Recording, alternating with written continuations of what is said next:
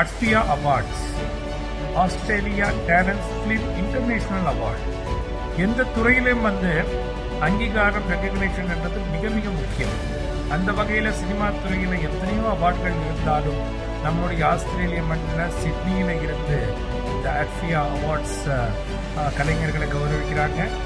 இந்த முன்னெடுக்கின்ற Prasad and team அவர்களை வாழ்த்தி நாளைக்கு எல்லாரும் அங்கே இருக்கணும், எல்லோரும் கொண்டாட வேண்டும். நானும் அங்கே இருக்க போறேன், நீங்களும் எல்லாரும் வாங்க, எல்லாரும் சேர்ந்து கலைஞர்களை கௌரவிக்கலாம். மிக்க நன்றி. இது அனகன் பாபு. நன்றி, வணக்கம்.